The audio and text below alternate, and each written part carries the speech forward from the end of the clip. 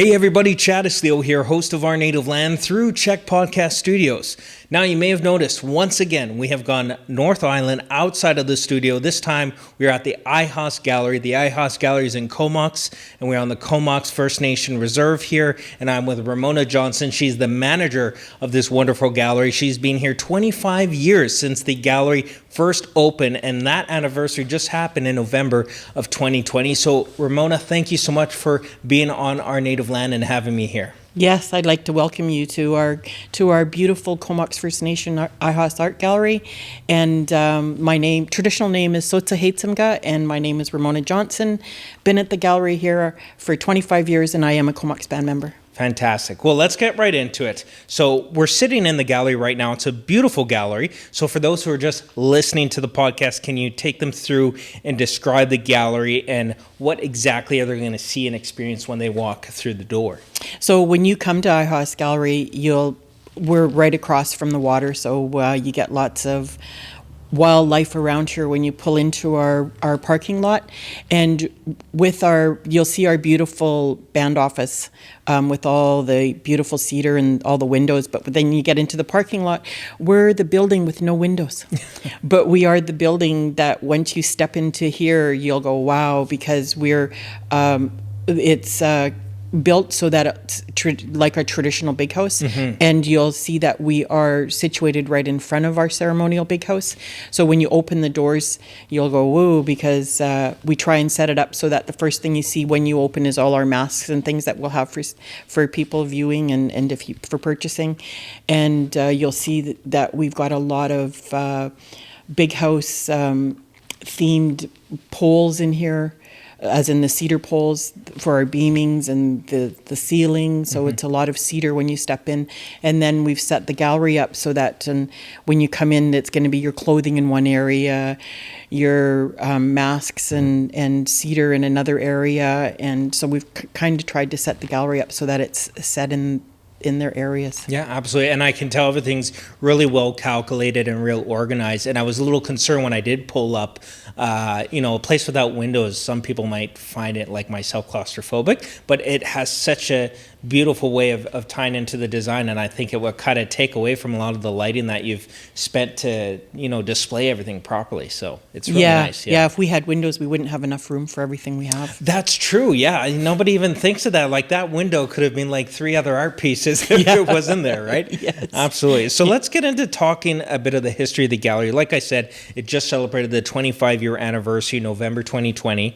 What has it been like to opening this place so many years ago? I'm assuming there wasn't a lot of Indigenous-owned galleries at the time, 25 years ago. That was one of the reasons that the gallery was open, to support our First Nations people as best we could. And because we deal directly with all of our artists, and any of the companies we deal with, we want to make sure that the companies are not using an in-house artist like they were way back then. Now all of them are using our Indigenous artists. The artists are getting royalties for everything that we're selling, so the artists are being treated a lot better in the 25 years from when we first opened. Okay, that's good. And you were mentioning to me just before we started that, it's very important that you are supporting local artists, or even some non-local artists, Vancouver Island being local, maybe a little bit in BC, is that a lot of people will notice it'll say made in China. So tell me a bit about that. When we first opened, everything was made in Canada, but as times changed with just the way economy goes, now a lot of the companies we deal with and a lot of the artists that they're dealing with, their product is sent overseas. So you will say made in China, but the artists are getting royalties from everything sold. So for every piece sold, the artist will get the royalties on it. So that's really important to us. It was real sad when we started seeing everything made in China, and we tried real hard not to, but there's no way getting around it. There's not much that you can get made in Canada anymore, but when we do get stuff made in Canada, we're like, yay, it's made in Canada. It's exciting,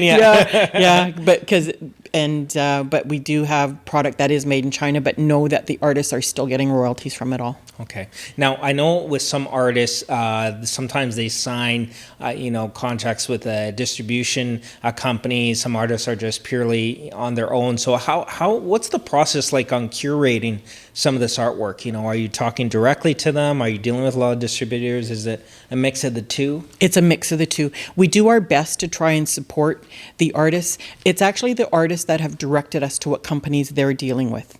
So when they do that, then I make sure that and I say, okay, so we're going to start dealing with them, but you let us know if anything ever happens and you're not comfortable with the people you're dealing with, or they're not treating you right, let us know, so that then we won't carry the product anymore.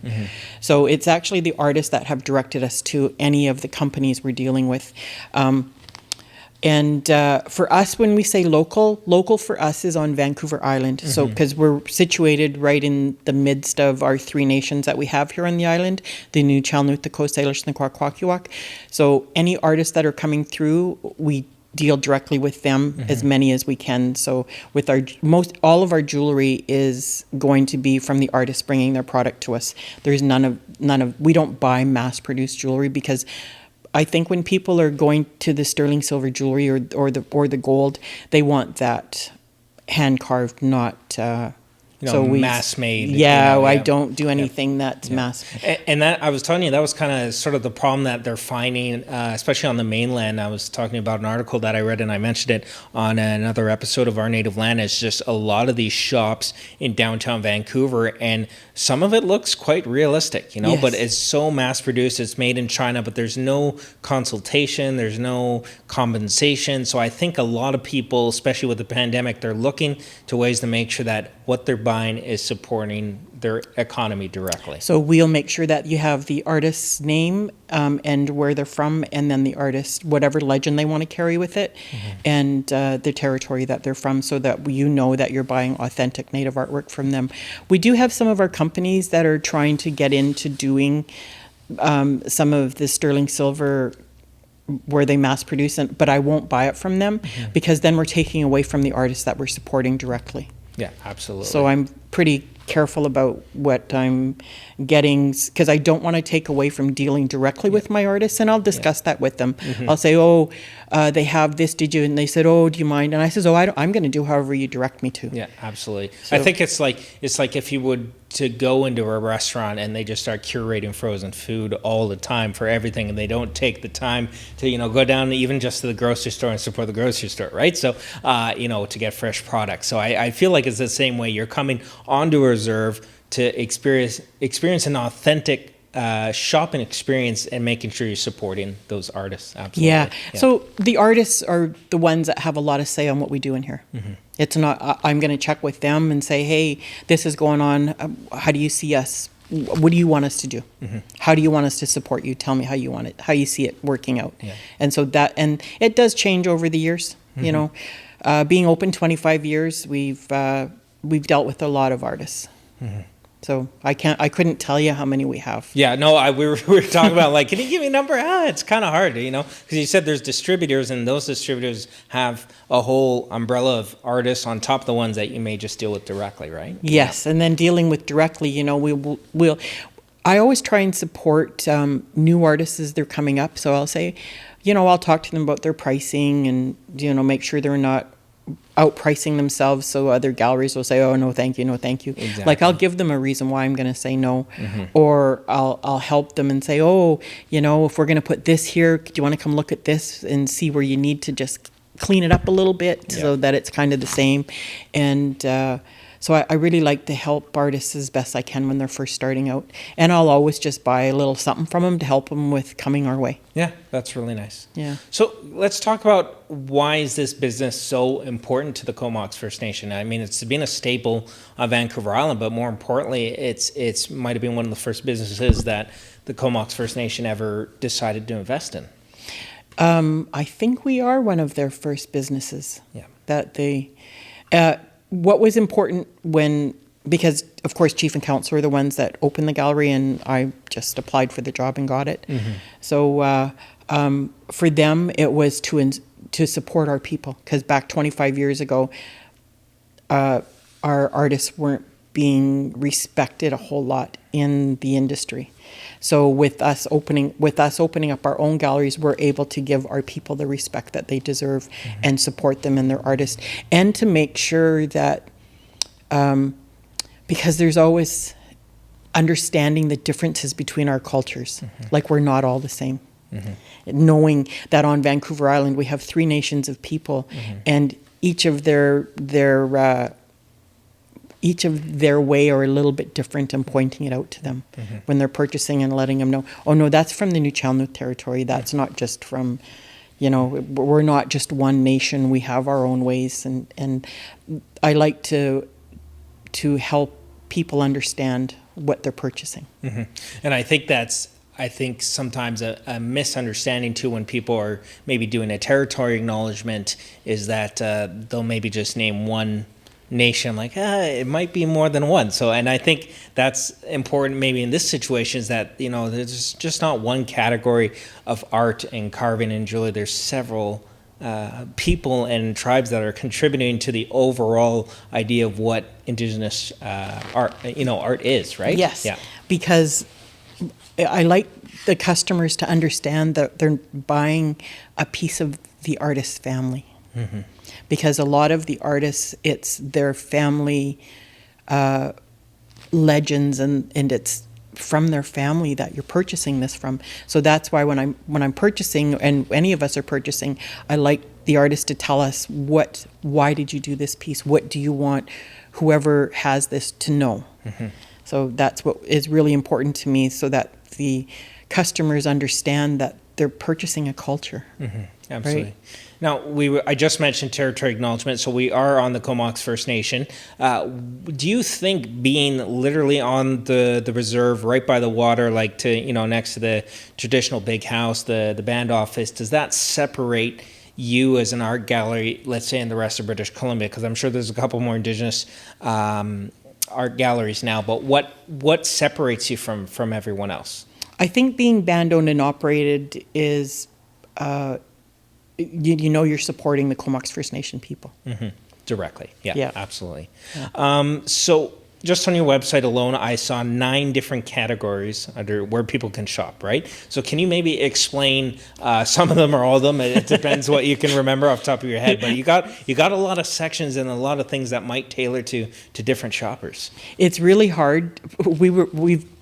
Because we have been working on our social media for the past 5 years, and because it changes so much, and my social media team, they said, Ramona, you can't have that many categories. And I said, but it's easier for people to shop when they know what they're looking for. Yeah. Because it's hard to go through sites. Yeah. So that is something that they keep telling me, Ramona, you can't do it. No, yeah. Ramona, you can't have that many. No, Ramona, because I'd really like just to have an area for. So it all depends on what the social media platforms are going to allow you to do. And sometimes they won't allow you to do what you want to do because they have strict guidelines that they follow. So it's pretty much but for me, because the metal art, that's new in the last few years. So we didn't have a category for that before.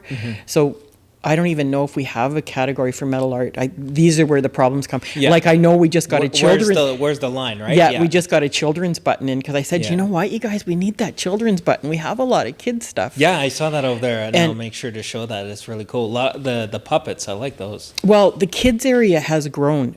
I can remember when we first opened, there was hardly anything for kids. And now...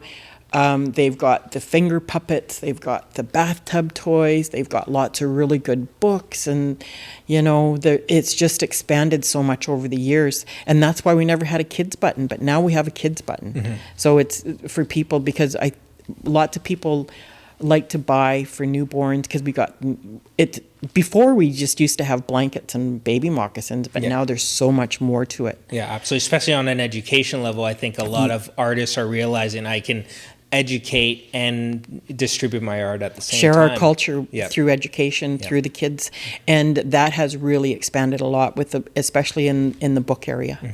So obviously we've been in a pandemic now just over a year. We've unfortunately celebrated that anniversary. I wouldn't say celebrate, but it happened.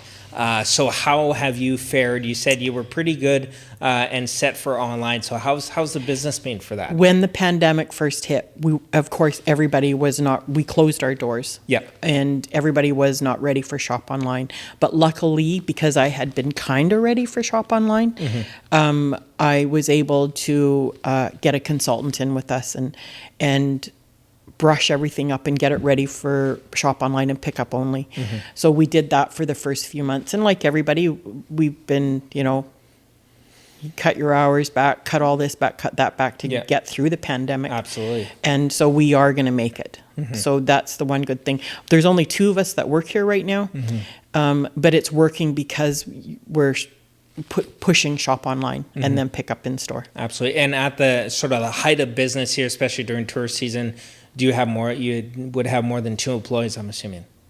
Well, we normally would, but because we're not doing any events and we're not doing, normally we're doing events in here and doing workshops, and none of that's happening, and I don't know if it's going to happen because we have to protect our community still, right? Absolutely. Okay. So right now, obviously, there is some hours of operation. People still can come. Can you tell me a little bit about the COVID procedures you have in place for people that do want to come and take a look in person, and then maybe guide people who aren't able to be here how to go online and do some shopping? Yeah, for people that want to come in and still shop with us, we ask everyone to wear gloves when they come in, just because there's so many positive outbreaks here in the Comox Valley right now. So we did toy with whether we're going to stay open, and so we've chose to, but we only let 6 people in the gallery at a time. You have to wear gloves when you come in. You have to wear your mask when you come in, and knowing that if you're coming in, don't be sick, and the same as everybody else has. Yeah, exactly. 6 feet apart. If you have any symptoms, stay home. Knowing. So we have that. And for shopping online, that's where we got the Instagram, Facebook, Pinterest, TripAdvisor, and then our Shopify and our website. So there's lots of areas that you can, and if you're not finding what you want, just shoot us an email, because I answer emails 24/7. There you go. And but lots of people, through COVID, we have been doing more shipping everywhere. I can imagine, probably all over the country. Yeah, because everybody's sitting at home, right? Yeah, time to buy some Indigenous. Yeah, everybody's sitting at home, so that's why we brushed up on our social media platforms to make sure they were ready for people to be, making it easy for everybody, and being able to cruise through our site comfortably. Okay, before we go, tell me some more popular items you have. Tell me sort of the fun stuff people were buying. What's been the trend like during COVID the past year? What people are... Face masks. Besides that. Who knew that they would be... It's always our jewelry. The jewelry, yeah. Yeah, jewelry is always our biggest seller. I always try and I'd say to my artists, hey, what are you going to do? Can you do something special for us? Or can you do us a showcase piece? Or you planning on doing anything new this year? Yeah. Let us know. So we were always trying to keep our jewelry as looking for fun stuff and things for people. And keeping it full if you're selling a lot of it too, right? Yeah. I'm sure it's... And the next big thing that's been happening this year is the metal art. Very popular. So making sure that the companies we're dealing with the metal art, that they're treating our people the way they should be treated, and giving them the proper royalties, and giving them the recognition. Like it's the artist's work, it's not their work. Yeah, and absolutely. So those are the things we've been tapering through, but the metal art has been really popular and this year. I've noticed that, like, just because so many people are doing so much more yard work this year, I find a lot of people are putting them on their metal fences and making them as door handles, and like I just seen a surge of that. It's beautiful. Yep. So it's making sure that our artists are still being treated with the respect that they need when they're dealing with the different companies, and schooling the companies that are dealing with our artists, going, hey guys, need to change this up. And so, but metal art has been good, and I think that it's just a little bit of everything, because everybody's sitting at home right now. We're definitely not selling ties because no one's having meetings. We're not selling lunch bags, so like those things. So it's all kinds of T-shirts and hats and cups and we've sold a lot of smudging. Oh, wow. Okay. Lots of people are smudging or getting into smudging now. So we've sold a lot of our smudging stuff, and So that's why, hence, I got one of our elders to come in and talk about smudging. I was going to ask, like, when people buy that, is there a little bit of education that comes with that purchase? We have, yeah, I'll come out and talk with them and let them know. A lot of people, when they're coming to buy it, there's a reason why they're getting it. So it's just sharing the knowledge that I know. And if I don't know it, then I'll email one of our elders and say, hey, this is what they're doing. And then I'll get them, and then I'll email it to them after and let them know. Because most people are for their homes or just spiritually to cleanse and for positiveness. But it's been fun. I had a couple young kids in, like 12, 13, and they're starting to smudge. So I gifted them some stuff to keep them going and spent more time with them, and how proud I was that they were wanting to learn that part of our culture, and just walked through and told them some things that elders and have shared with me, right? That's fantastic. Yeah, it's been a lot of fun. Right. Well, Ramona, thank you so much for coming on Our Native Land. You've given me some good insight to the gallery, and I hope the listeners and the viewers have really had a chance to capture this place. Obviously, just us two sitting here and a couple camera shots won't give you justice. You're going to have to at least check it out online by going to the I-Hos Gallery. Do you want to shout it out there for everybody? Yep, www.ihosgallery.com. And check us out on Facebook. Yep, Facebook, Instagram, the website. Pinterest, fantastic. And we are here on 3310 Comox Road, here in the Comox Valley on the Comox First Nation. So they do have COVID protocols in place. So if you do want to come in, they're only letting in 6 people at the time. Gloves, masks, 6 feet apart, all the good stuff to make sure everybody stays safe. So check them out, the I-Hos Gallery. Ramona, thank you so much for having me. And we'll see you next time on Our Native Land.